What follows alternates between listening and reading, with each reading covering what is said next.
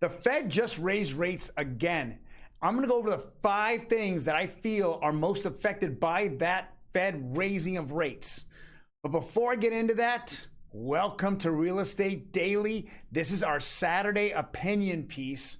Before I start, let's immediately jump in and hit that subscribe button. Bing, bing, bing, bing, bing. I want to go over the most important things and the reasons why the Fed's raising those rates and how does it affect you and all your friends and neighbors. Let's go over the very first one. The housing. Well, we know that when the Fed raises rates, it raises the housing rates as well. We've seen that from the beginning when they even first started, with the notion back in late November, early December, that they felt that inflation had got out of control for themselves. Then we saw mortgage rates starting to raise. Even though it took the Fed another 90 days before they actually did anything, we saw huge jumps in mortgage rates, anticipating the Fed moving up. And today, as they done, I think 4 or 5 rate hikes now, we're seeing the housing market and the mortgage rates almost triple in price. So that's what's kind of cooled off the housing market. If this continues, this will cause the housing market to go into a recession.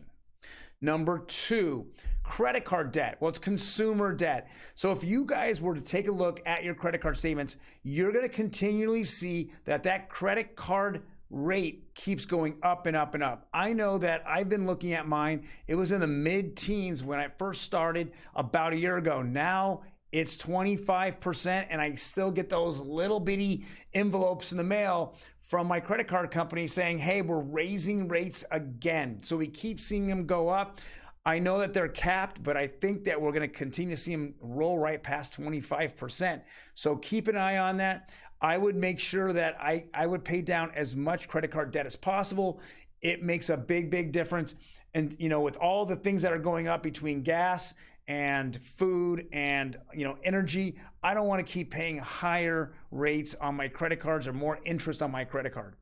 Number 3, short-term rates. Okay, so we understand what are short-term rates. Well, if I look I put the housing glasses on, what are some of the short-term rates? Well, number 1 is home improvement loans. A lot of people go out there and they want to put a new roof on, so they get a third-party company that does the financing. We're starting to see those just roll right past 10%.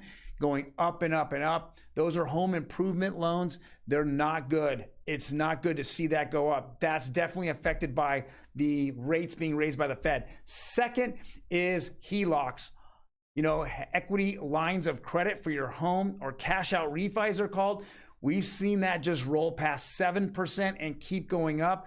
And of course, the amount of money you can pull out and the percentage of what your home is worth, it keeps going down. So at 80%, loan to value, it keeps going down to 70%, 60%. They keep moving it down because they're scared. If we see reversal in values, then there's a lot of exposure there to these home equity lines of credit. So those why the rates, it's a risky loan, and those why are the rates keep going up. Next is just small, consumer debt from typically, stores. So if I go to Home Depot and I get a Home Depot card, or I go to Lowe's and get a Lowe's card, those if you're holding a balance, you're going to continue to see those rates go up and up and up. So those are the 3 things that short-term rates are hitting, that because the Fed raised their rates. We're just seeing it over and over. This is how the housing market's getting punished, and it's getting punished hard. Number 4, another thing that's getting crushed by the Fed raising rates is student loans. We're seeing those go up. I know my son is going to college, and those rates are pretty high, especially for, unsecured debt. He's going to be paying in the 7% range. And of course, that accumulates from the day he borrows the money, which he won't be out of school for 4 years. So it just compounds. I mean, things just keep going up for him. Unfortunately, it's just not in a conducive rate environment at the moment. And the last are car loans. So car loans are actually secured by cars, but cars are a depreciating asset. So we continue to see them go up. The demand for cars and used cars has been tremendous over the last couple of years. It's kind of slowed down a little bit because those rates have gone just absolutely crazy. But we just know that everyone has to have a car to drive, and not everyone can afford an electric car or a Tesla out there. So now you put yourself in debt, and that debt is now costing you more and more money.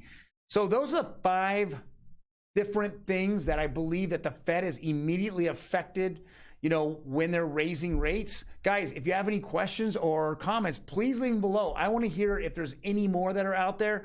Now, if you really look at it, the Fed itself is looking at a long-term position here. These are just the short-term positions that they've been hurting. Long-term, which is going to hurt, is employment. That's number one. If you have less people employed, you have less money being spent. Less money being spent, inflation goes down. So the demand on employment, and they want to see the employment numbers go up. They've said it. Employment destruction is part of the goal. And I think today, as we're seeing employment, the only strong thing left that's holding inflation up, they want to go after it, and they're going to go after it severely. So how do you get rid of employment? You start attacking companies. You start getting their earnings down. When their earnings are down and less sales, then they start laying people off. And layoffs then equal less inflation. I hate to say it, but the government chose inflation by spending money and printing money. And now they made everyone happy and fat. And now the way to get rid of it is to beat down the same people that they made fat and happy by destroying their wealth in the stock market, crypto market. And now I want to take your job away from you. And some of you, I want to take your homes away from you. That means you won't be spending money, and the inflation that we cause will go down. I know it's a vicious cycle, something you want to consider, and the election's coming up. I just do your own research, figure it out yourself. But this is what we see out there, and a lot of this is undisputed. Well, thank you very much for joining me on a Saturday. Appreciate it out there. It's my opinion piece. I want to come out every Saturday and go over what I feel is really happening in the housing market and what's being affected by you and everybody else that has a house or looking to buy a house. You guys take care, and I will see you on Monday.